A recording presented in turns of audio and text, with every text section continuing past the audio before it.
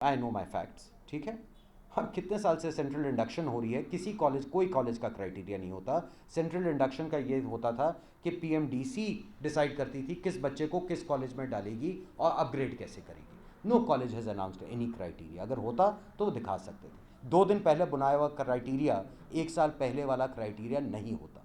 आप जब बच्चे को कह रहे हैं कि 10 लाख रुपए जाके खर्च करो साल का, 50-60 लाख रुपए का बजट बनाओ 5 साल का, तो उस बच्चे का हक है कि उसको ये पता हो वो कौन सा कॉलेज है, वो क्या ऑफ़र करेगा, उसका क्राइटेरिया क्या है, मैं क्या वहाँ से लूँगा, ये उसका हक है। We are guaranteeing that right now.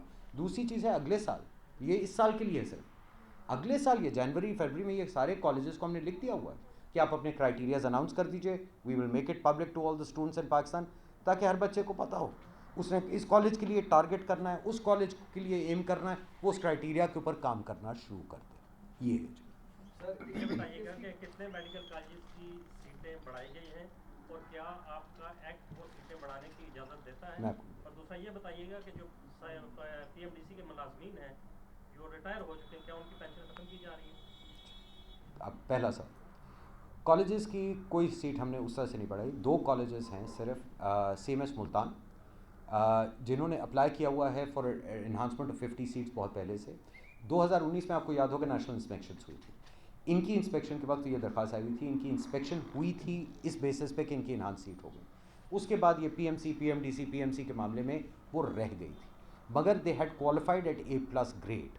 तो वो सिर्फ जो, बिकॉज आप कानून पढ़ लीजिए, पुराने फैसले भी सेव्ड हैं, उसको हमने सिर्फ इम्प्लीमेंट कर दिया है कि उनको 50 सीट की इजाज़त दी है। दूसरा है पेशावर में, Peshawar medical college, I think मेरे ख्याल में यही नाम है उसका, इनके high court, Peshawar high court का एक ऑर्डर है, जिन्होंने इनकी दरख्वास्त थी अगेन इन्हांसमेंट की, उस पर ये 2 दफ़ा इंस्पेक्ट हुए थे, हमने रिकॉर्ड निकाल के चेक किया है, ये पास हुए थे इंस्पेक्शन पर। मगर जो भी वजूहत है मैं उसमें नहीं पढ़ना चाहता, हाई कोर्ट ये चले गए, हाई कोर्ट ने एक इंटरिम ऑर्डर किया कि इनको 50 सीटें और एडमिट करने दें। वो 2 साल से कर रहे हैं, वो 2 साल से कर रहे हैं।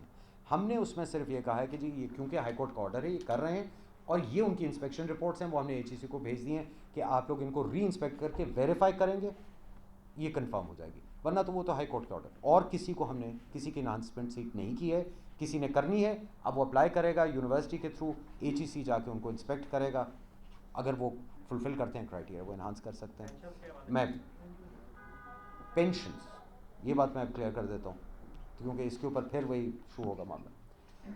पेंशन, कोई पेंशन पर कानून में पेंशन देने के लिए पेंशन फंड बनाया जाता है, उसका पूरे लवाजमात हैं, वो पूरा बनना होता है, उसका स्ट्रक्चर होता है, उसके ट्रस्टीज़ होते हैं। PMDC में कभी पेंशन फंड बना ही नहीं, ना इजाज़त थी PMDC के कानून में पेंशन